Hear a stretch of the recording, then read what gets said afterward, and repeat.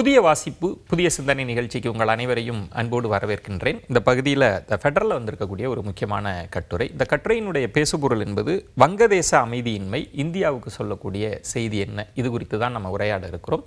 இது குறித்து உரையாடுவதற்காக federal.com ஆசிரியர் திரு சீனிவாசன் அவர்கள் வந்திருக்கிறார். வாருங்கள் நேயர்களே. வணக்கம் திரு சீனிவாசன்.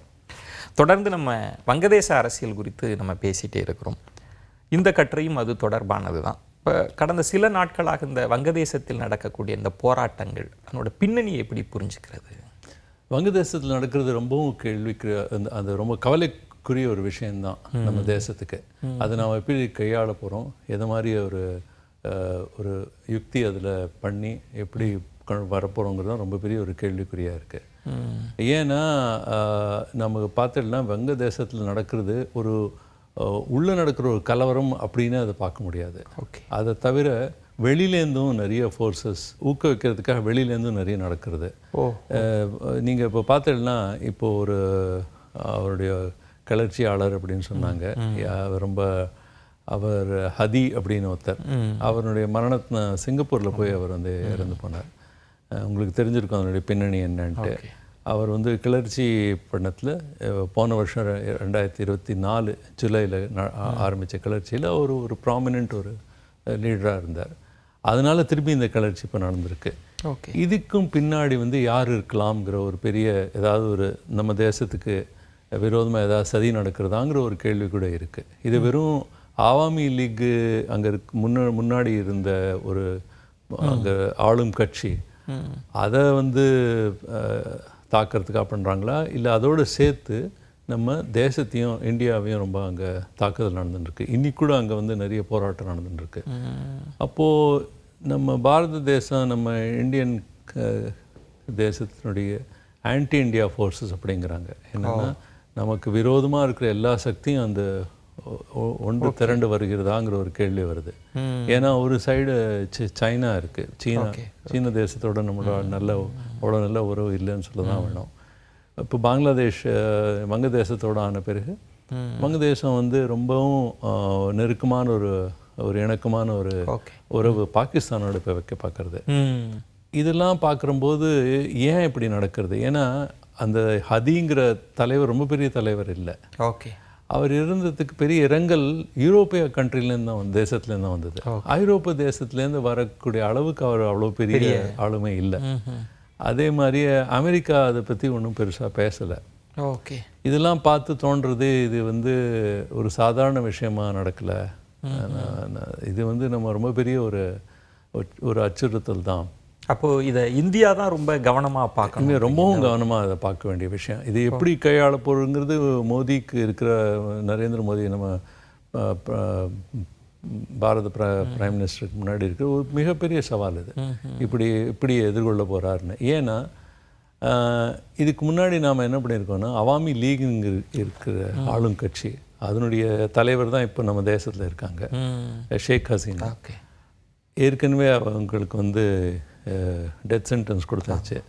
அவரை திரும்பி அனுப்புங்க அப்படின்னு சொல்கிறாங்க. வங்கதேசத்துக்கு அனுப்புங்க, அவருக்கு தூக்கு போடணும் அப்படின்னு சொல்கிறாங்க.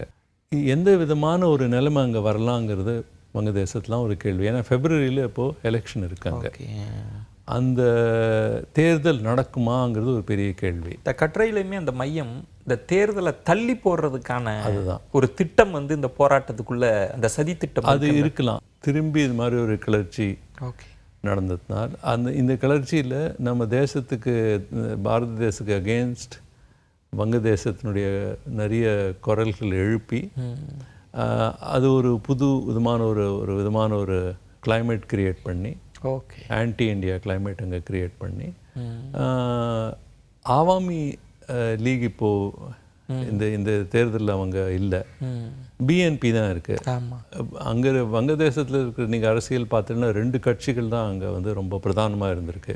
ஒன்று அவாமி லீகு, இன்னொன்று பிஎன்பி. அவாமி லீக் ஒரு 40% மேலே ஒரு இது உண்டு. இவங்களுக்கு ஒரு 25-30% பிஎன்பிக்கு உண்டு. நீங்கள் 3வது கட்சின்னு பார்த்தீங்கன்னா அது அந்த இஸ்லாமிய ஜமாத்தே இஸ்லாம் தான். ஆனால் ஜமாத்தே இஸ்லாமுக்கு 8-10% தான், அதுக்கு மேலே கிடையாது. அவங்கள ஆட்சிக்கு வரணுங்கிற இந்த சதி அதை தான் நோக்கி அப்படின்னு சொல்கிறாங்க. கட்டுரையும் அதை தான் கட்டுரையும் அதான் சொல்கிறது. சில ஆப்சர்வர்ஸ் யார் வங்கதேசத்தை ரொம்ப ரொம்ப கூர்மையாக கவனிக்கிறாங்களோ அவங்களும் இதான் சொல்கிறாங்க. ஜமாத்தி இஸ்லாமி வந்து பாகிஸ்தானோட நெருக்கம் காட்டணுன்றது அவங்க நோக்கமாக இருக்கா? ஆமாம். ஓஹோ. ஆமாம். நீங்கள் இப்போது பார்த்தீங்கன்னா 1971 ஏன் பிளவு ஏற்பட்டது பாகிஸ்தானுக்கும் வங்கதேசத்துக்கும் அப்படின்னு பார்த்தீங்கன்னா, ஏன் அந்த தேசம் வங்கதேசம் அங்கேருந்து உருவாக்கினாங்க அப்படின்னு பார்த்தீங்கன்னா, அதனுடைய மிகப்பெரிய மொழிவாரி தான். ஆமாம்.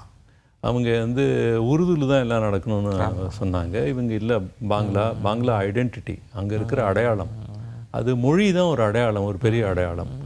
வங்கதேசத்து மக்கள் அவங்க வந்து அதை தக்க வைக்கணும் மொழியங்க நினச்சாங்க. அதனால தான் அந்த போரே நடந்தது. அந்த போருக்கு பிறகு அதில் வந்து ஒரு 30 லட்சம் வங்கதேசத்தினர் கொல்லப்பட்டார்கள். ரொம்ப பெரிய ஒரு இது நடந்தது. அதுக்கப்புறம் அந்த கிளர்ச்சியிலேருந்து தான் வந்திருக்கு வந்து அந்த தேசம் பிறந்தது. இப்போ தேர்தலை தள்ளி போடுறது, அதில் ஜமாத்தி இஸ்லாமிக்கு ஒரு பெரிய நோக்கம் இருக்குது, காலத்தை கடத்துறதுன்றதும் கட்டுரையாளர் குறிப்பிடுறாரு. இந்த அரசியலில் இப்போ தேர்தல் நேர்மையாக நடக்கணும் அப்படின்னு இந்திய தரப்பில் சொல்லப்பட்டாலும் அங்கிருந்து எதிர்வினை வந்து நீங்கள் உள்நாட்டு இதுக்குள்ளே எல்லாம் தலையிடக்கூடாதுன்ற குரலும் வர ஆரம்பிக்குது. ஆமாம், அது ரொம்ப ஒரு அன்ஃபார்ச்சுனேட்னா சொல்லணும். அது என்ன ஆயிருக்குன்னா, நம்ம தேசம் வந்து ரொம்ப இணக்கமாக இருந்திருக்கு அவாமி லீகோட. அதனால் அங்கே இருக்கிற பொலிட்டிக்கல் கிளாஸில் ஒரு பர்செப்ஷன் என்னென்னா, நீங்கள் யார் தலையிடுறது எங்கள் உள்ளே நடக்கிற எங்கள் விவகாரம் அப்படின்ட்டு. அது ஏன் அப்படி ஆச்சுன்னா, நாம் வந்து அப்போ ஹை கமிஷனர் கூப்பிட்டு அவருக்கு சொன்னோம், நீங்கள் வர தேர்தலை வந்து ஒரு இதுவாக நடத்தணுன்ட்டு. அவங்க என்ன சொல்கிறாங்கன்னா, இதுக்கு முன்னாடி ஷேக் ஹசீனாவும் தேர்தல் நடத்தினாங்க, அதுவும் சரியான தேர்தல் இல்லை. அப்போ நீங்கள் அமைதி காத்து இப்போ நீங்கள் ஏன் சொல்கிறீங்க அப்படிங்கிறது ஒன்று. ரெண்டாவது வந்து இன்னொரு விஷயம், அது ரொம்ப கவனத்தில் நாம் இப்போ நீங்கள் தலைப்பெல்லாம் பார்த்தீங்கன்னா நம்ம தொலைக்காட்சியெலாம் என்ன வருதுன்னா, இன்னொரு ஹிந்து கொல்லப்பட்டார் அப்படின்ட்டு. வங்கதேசத்தில் இன்னொரு ஹிந்து, இப்போ கூட நான் பார்த்தேன், இன்னொரு ஹிந்து இப்போது கொல்லப்பட்டார் அப்படின்ட்டு.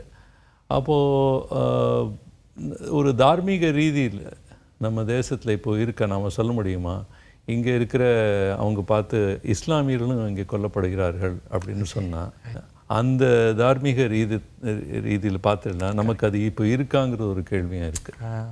அதனால் நம்ம தேசத்துக்கு இருந்த அந்த ஒரு மாரல் கேபிட்டலையும் நாம் கொஞ்சம் விட்டோம்.